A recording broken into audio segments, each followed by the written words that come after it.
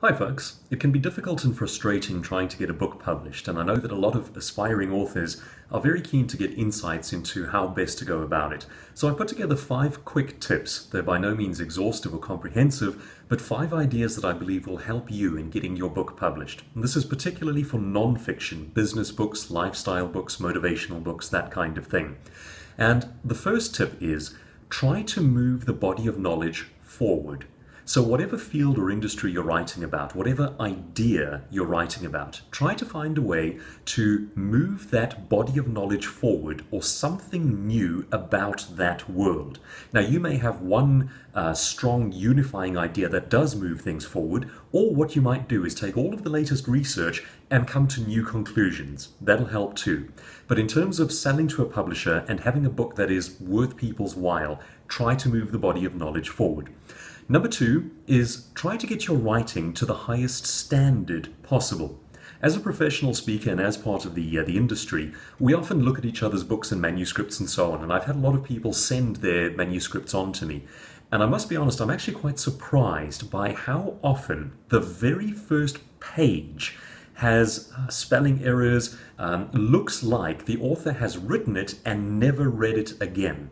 Good writing is rewriting. I know that my first drafts of anything are horrendous. It's really about going back and editing it as much as you possibly can, and then getting someone else to check it and edit it and take it to the highest possible standard. So ensure that the standard of writing is exceptionally high before you send it to an editor. If you are known for sloppy writing up front, you will probably never get a second chance with an editor. But if an editor knows you as someone whose writing is good, is of an exceptionally high standard, the chances are they will be willing to look at more. So that's incredibly important. Number 3, as with any form of communication that is good communication, tell stories. Take a look at, say, Malcolm Gladwell, or read an excellent business or motivational book down the lines of, say, a Freakonomics or one of my favorites, Smart Cuts. And just pay attention to how much of it is storytelling. If you can take your ideas and make them come alive with excellent stories, examples, metaphors, and so on, you will have a much stronger manuscript in your hands. Same applies for public speaking. In fact, the same applies for any form of communication.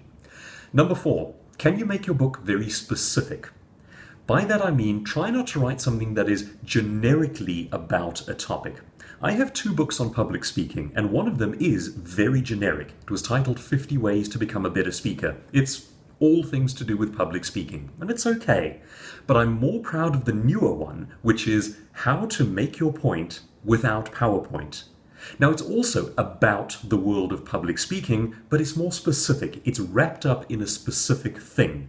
Is there some way in which you can unify your idea, draw it all together with a clever metaphor or something that just ties it all together?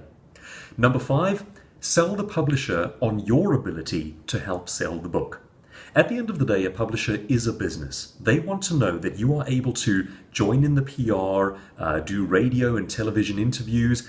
If you're a speaker, that helps a heck of a lot because you're able to sell books yourself. The more you can persuade them that you are willing to get involved in the sales and marketing process, the stronger a proposition you have in your hands.